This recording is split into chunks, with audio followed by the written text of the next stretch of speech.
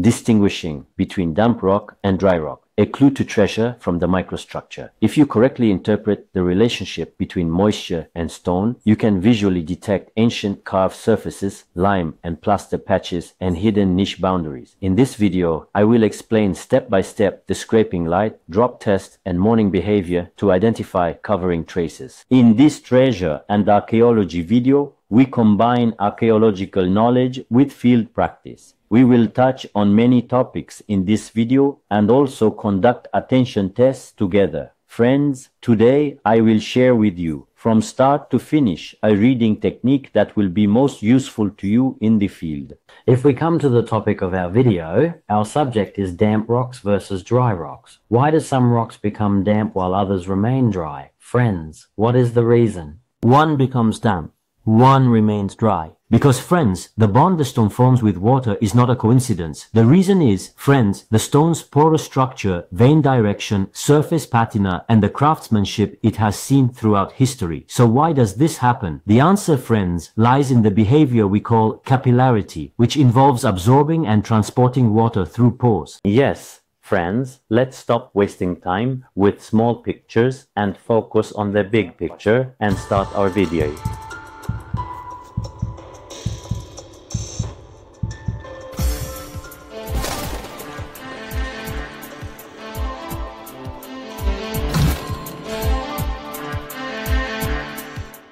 One of the two stones standing side by side on the same slope quickly darkens in the evening dew. Friends, when the evening dew falls, it quickly darkens while the other remains dull and light. Your first assumption in the field should not be charms as those with long beards and tears in their eyes say, but rather the microstructure of the stone. Friends, when we read this distinction with a scientific protocol, you make the old carved surfaces covered with plaster or lime, the later filled joints, and even possible voids under the stone visible. Now, friends, let's establish the context clearly.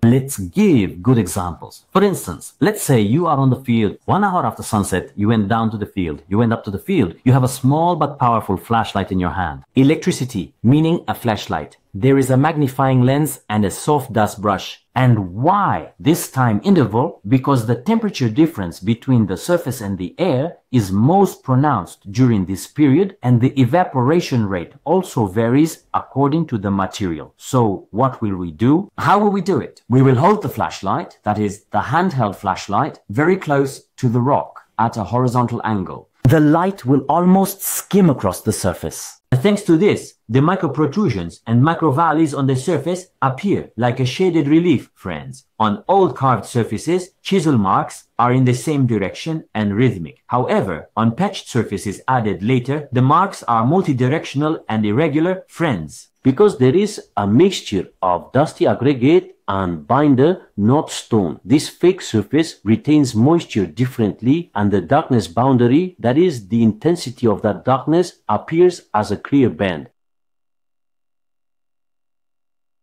We continue with our video, friends. Let me make a note. I am trying to give you all the details. I'm not explaining everything from scratch, but I'm trying to explain from just above zero so that when you encounter such things in the field, you won't get stuck. In natural patina, light refraction is scattered at the thresholds between grains. On the processed surface, microgloss is homogeneous and smooth. The reason, friends, lies in the grains being cut and opened in the same direction.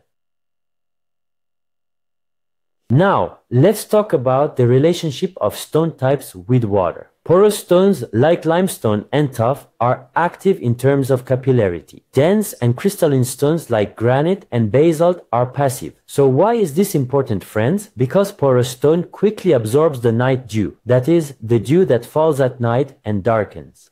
It slowly opens with the morning sun. Dense stone, however, cannot retain the water on the surface. Since cohesion is low, the drop rolls. The color change remains weak, in other words. So how do we interpret this? We take photos of color and brightness 3 times at 5-minute intervals on the same surface. The settings of the camera you will use should be as follows. Friends, ISO setting fixed, white balance fixed. This type of short series observation will allow you to see the drying speed. If the middle area persistently remains dark and the edges lighten, it means the material is different there. Friends, the reason might be a patch or a filling niche. To strengthen this determination, perform dry surface cleaning with a brush. Friends, Look at the color of the dust. On a natural surface, the dust matches the main color of the stone. in the patch area, friends, the dust is more chalky or powder-like. The reason is the difference in the binding phase. Let's also establish the context of mortar and ceiling culture in a historical period, friends. In the Roman and Byzantine periods, lime-based mortars gained hydraulic properties with the addition of crushed brick. In the early Ottoman period, lime mortar was used extensively. In the later period, the addition of gypsum increased. This historical change leaves a mark in the field. Lime mortar carbonates and over time causes salt efflorescence. You may have seen it on the rocks.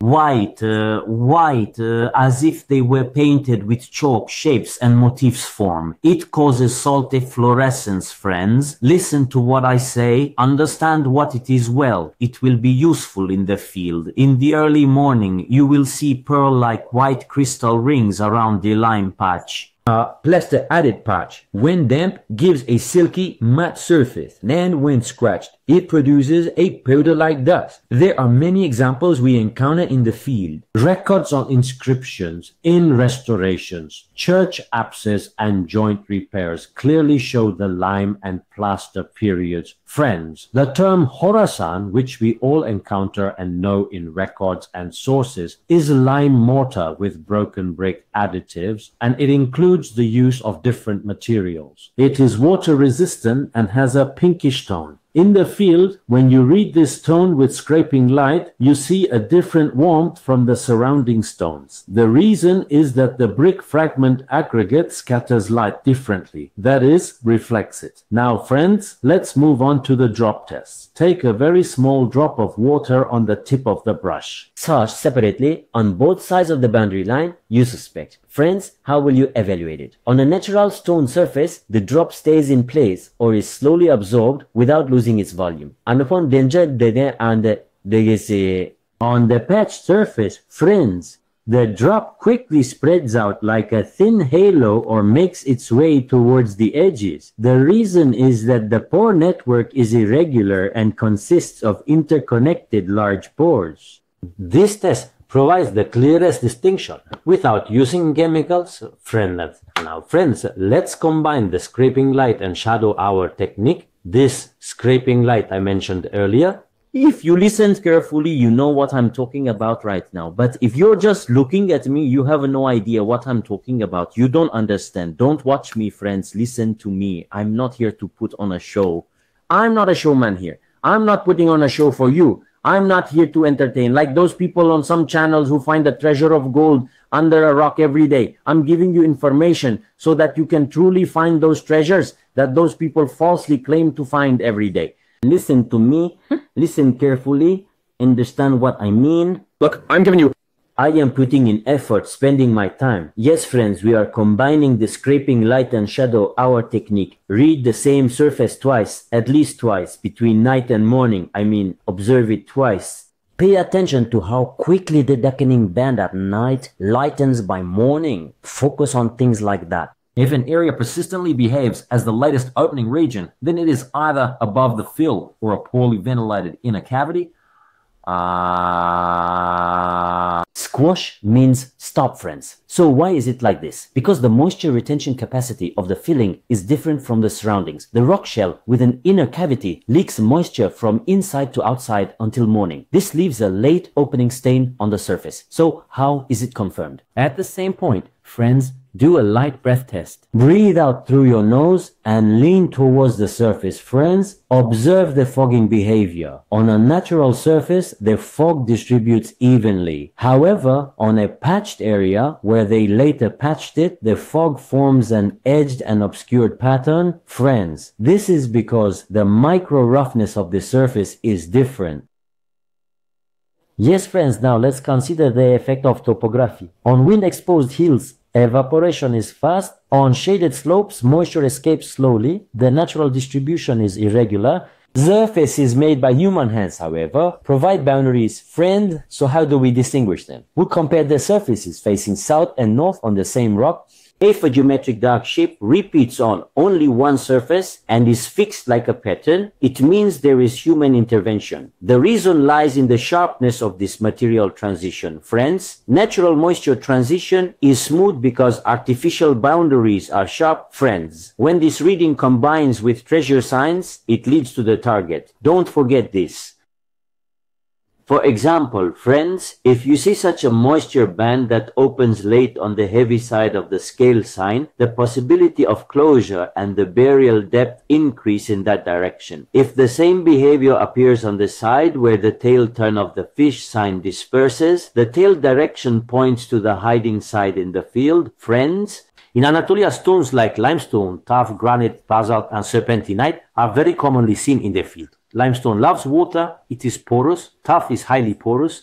It quickly absorbs moisture and darkens. Granite and basalt have a dense structure. The surface is shiny like a drop, but it does not penetrate inside. Serpentinite gives an oily, shiny appearance. Therefore, the moisture test gives weak results. So friends, how will we use it? Note the boundary behavior when different types of stones come together in the same area. If there is a sharp change in stone in a section and that section coincides with the closure line, following this boundary will help you find the niche. The reason, friends, is that the master, the craftsmanship, lies in the comfort of material selection. The master makes the closure in the more easily worked section.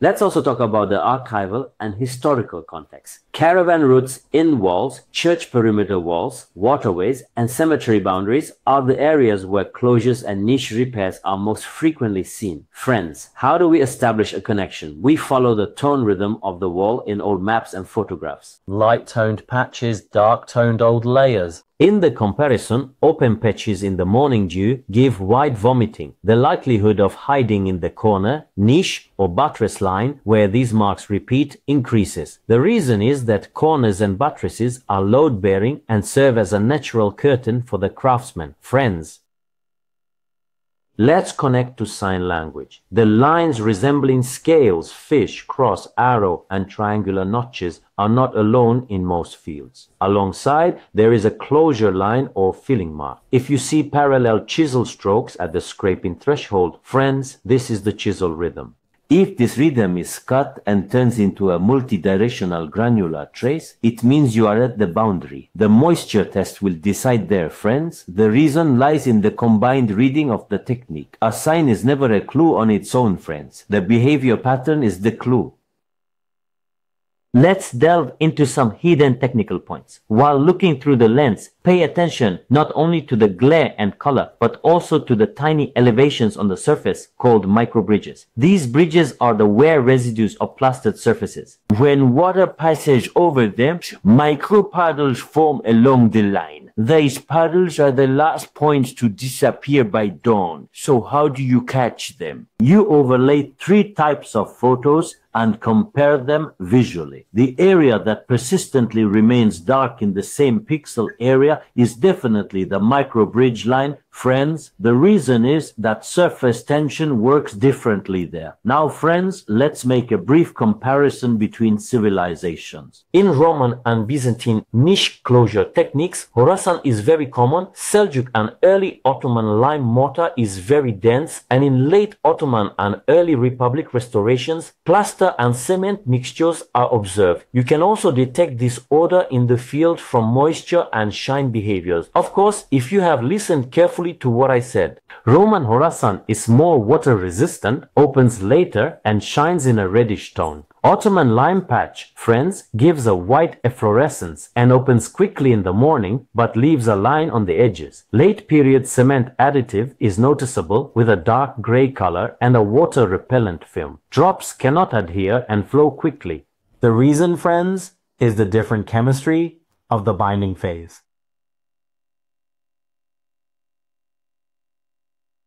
Supernatural narratives and belief in talismans appear in this field, friends. As I mentioned earlier, there are stories in villages about stones that hold night moisture being considered magical. But the way we explain it, our scientific interpretation, turns this narrative into behavior. The charm of the stone is moisture. Moisture tells us the difference in material. Now, friends, let's talk a bit about technology.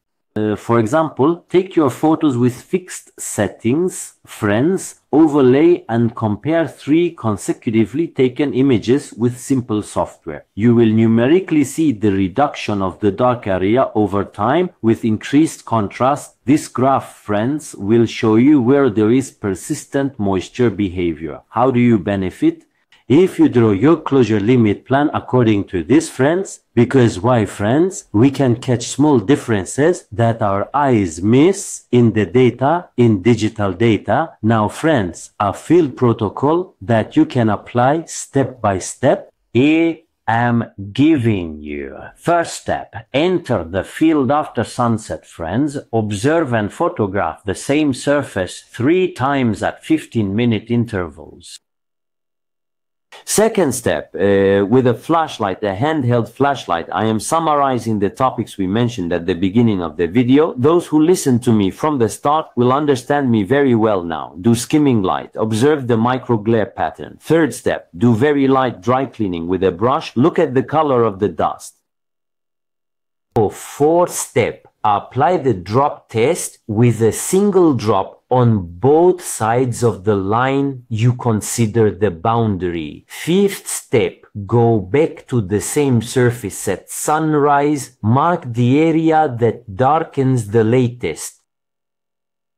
Step 6. Compare the wind-exposed and shaded surfaces by including the topography. Step 7. Establish correlations with the markers. Friends, the heavy side of the scale, the direction of the fishtail, the cut point of the triangular notch with moisture behavior. Match them. 8th step. Overlay all the photos for a series comparison. 9th step. Mark the area according to the result and document only the reading process. Now let's do the attention test, friends. First question, granite and limestone side by side in the night dew. Which one darkens faster and why?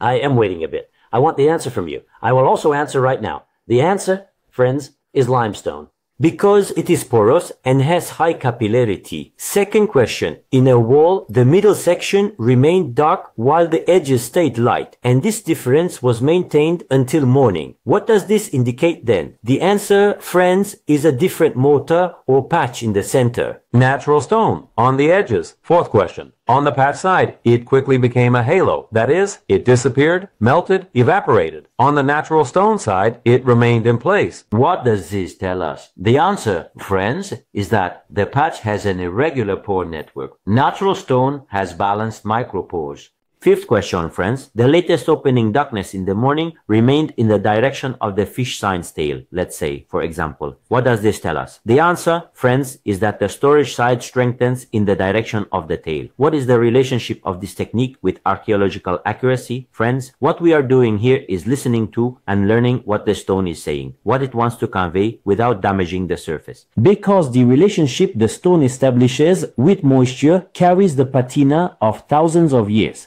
Archaeometric studies show that capillarity and porosity measurements are consistent with surface aging in the field. Even if we don't have devices in the field, light, observation, and a drop tell us the same story. It is the operation of physical laws in the same way on every surface. This approach suggests a scientific and ethical reading instead of destructive methods like illegal excavation. A short iconographic connection between civilizations, friends. The scale symbol is not only a symbol of justice, friends. It also describes the direction in which the load is carried. There are often repair marks on the wall around the heavy pan. The fish symbol is also a symbol of direction and community in early Christianity. The tail curve gives direction to the terrain. The foot part of the cross is often aligned with a topographic threshold. Next to these signs, you catch the darkness that opens late in the morning due to moisture behavior. Here, the difference between the sign and the material converges at the same point. When we go out to the field, friends, I will talk about 3 common mistakes made in field practice and their corrections. The first mistake is wetting the surface to try to get quick results. Friends, it is limited to the natural dew and drop test. The areas that need to be wetted are very limited. Yes, those, but generally, I am telling you. The second mistake is holding the flashlight, that is, the torch, at a right angle. Well, honestly, friends, it should be done by skimming the surface at a skimming angle. The third mistake is making a decision based on a single observation. The correct way is to have at least 3 types of observations and check again in the morning. Why is it important? Because a single photo leaves the story incomplete, friends. It reveals the behavior of serial observation. It reveals the meaning. As a result, when we correctly distinguish between the damp rock and the dry rock, you will see the story and meaning inside the stone. You will catch the boundaries of the closure patches in the light, in the drop, and in the morning behavior. This gives you the power to narrow down the target area without unnecessarily intervening on that surface in the field. Friends, now I have a request from you. Try this technique at the first opportunity. Be sure to write your observation photos and points in the comments. Also, specify the type of surface you are most curious about.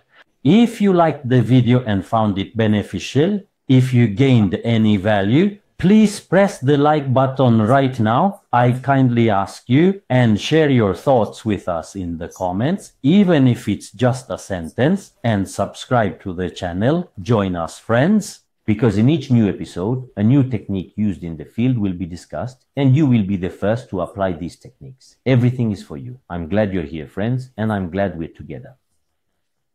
See you soon. Goodbye.